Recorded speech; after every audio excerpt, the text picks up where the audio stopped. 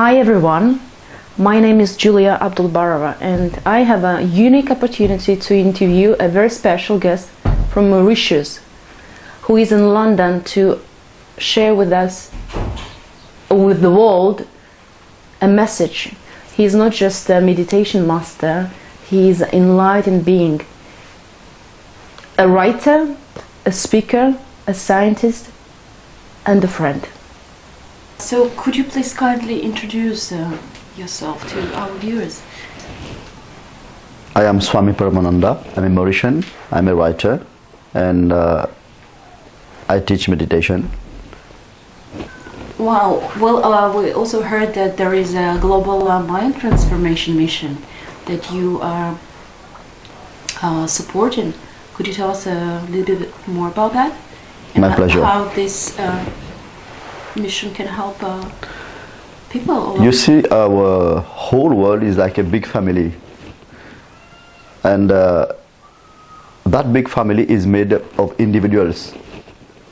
But in fact, the individual is yet to be born, because each individual now is a society in himself. That's the conflict and confusion that you see in society. So it's just like, I'd like to take an example here. In Hindu festival, there is a beautiful symbolism called the Deepavali, where they light many lamps. So if you light only one lamp, we cannot call it a Deepavali. Deepavali means rows of lamps. So each individual conceals an inner lamp, which is there since eternity. It has no wick, no oil, and nothing to sustain it. So the purpose of human existence is to make that light shine brighter and brighter, so that it is spread everywhere in the form of love, peace, virtue. So the person himself becomes fulfilled. But if only one person becomes enlightened and is filled with that light, that wouldn't make big change in society. It will be only for that person. That person will be liberated, he will be happy, he will have fulfilled the purpose of his existence. So that's why I say we need as many enlightened people as possible. Thus the term global mind transformation.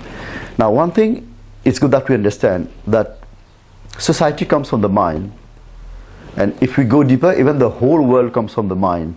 So if there's any change that should be undertaken, it is at the level of the mind, at the mental level. But what normally we do, we try to bring so many laws, so many doctrines and moral principles, and as contemporary society bears witness, it has not bring any change. On the contrary, the world has become worst, and present society is filled with people who are diseased.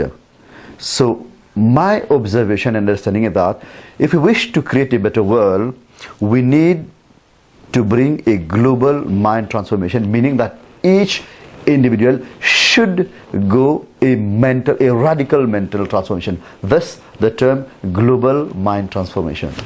You mentioned about being enlightened. Well, this is a very big word and vast. Would you just elaborate? Share yes, wisdom with My our pleasure. viewers?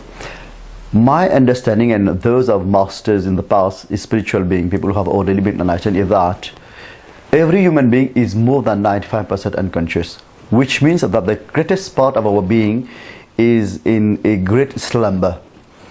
And consequently, the problems that we have in society, as we know today, which means that external factors is reacting with our unconscious mind, the unconscious layers of our mind, and creating all the troubles, all the crimes, wars, rapes, and all the known human conflicts.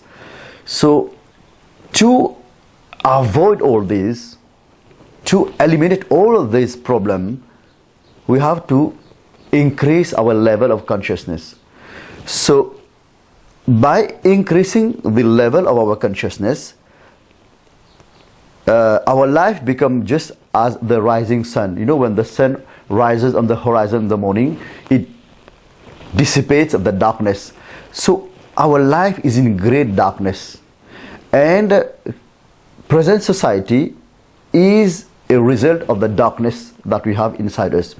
So to become enlightened means to bring so much consciousness in our life that we realize that not only ourselves but whole life is consciousness.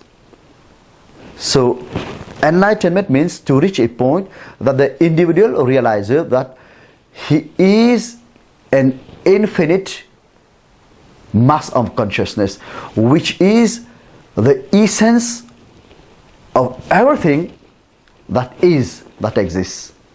So consciousness is also the most subtle state of matter. So to become enlightened means to become more and more conscious until one realizes that one is nothing but consciousness. And out of that conscious state is born what we call virtue, is born the true person, is born the divine state, the spiritual state. And that is the true purpose of having a human body. So what is the way to that level of consciousness? How? We are mere common people who are in material life. Absolutely right. What is the way? That cannot come of its own. We need to undertake the discipline of meditation. And here when I say discipline, I don't mean impose discipline from outside sources. It's spontaneous discipline which is born when understanding dawns on the person. And the way is meditation. Meditation is a science which helps, it is a discipline, should I say, that helps to dissipate that unconsciousness that we have built up since our childhood. So the way, very simple, it is meditation. And meditation, it has to be understood, is a universal science. It has nothing to do with any religion whatsoever. It is, I repeat, a science of the inner world. So it consists of very systematic approach whereby the individual dissipates the inner darkness. How do we start meditation?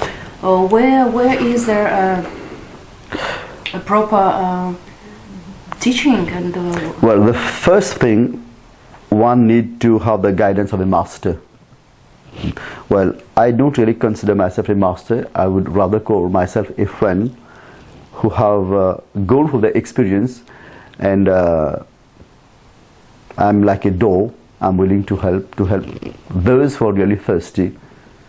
So the first thing, the guidance of a master, and the second thing, practicing methods that can lead to the meditative state. And here it's good that people understand that they shouldn't be scary of the discipline of meditation, because it doesn't require that you have to leave your house, family and children and live in a monastery.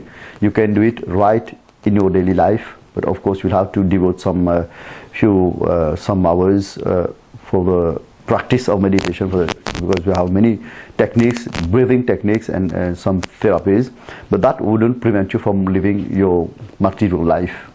So first thing, you need to have a master. Second thing, his guidance, and I mean practicing under his guidance. And as you know, here in the UK we already have a small group known as Desgas, and there are already people who are practicing meditation. And I come here twice a year, where I give discourses, techniques and personal contact to guide sincere seekers on the path of meditation. Thank you. We actually we also know that you are a prolific writer and a speaker. So there are some amount of books that you have already published, and there is some specific event that you made your appearance. So we're saying that there, how also our viewers can get a hold of your books, so get closer to you, to your teaching. Well, first of all, allow me to say that my books are just like an invitation to touch a greater amount of people, to touch the public. The books are available almost everywhere. I think it's on Amazon, and here those who wish to have the book can contact the people here. We just have to give them the phone number, the email address. It is available in Mauritius, it is available in Canada, where we have also a group. Thank you. And in regards of speaking, because I did some research and I read that you did a special speech in UNESCO, you've been present, and other spiritual congresses and everything. In fact, I'm traveling everywhere, trying to get people to understand that meditation is the only way to create a better world. I have been participating in few conferences, and I'm traveling over the world. As I just told you, I have a group in Canada, we have a group here in Mauritius. We have already thousands of people meditating. And you know, meditation is beyond mind, it's beyond intellect, it's an experience. It is an experience of pure love, pure silence, and absolute freedom.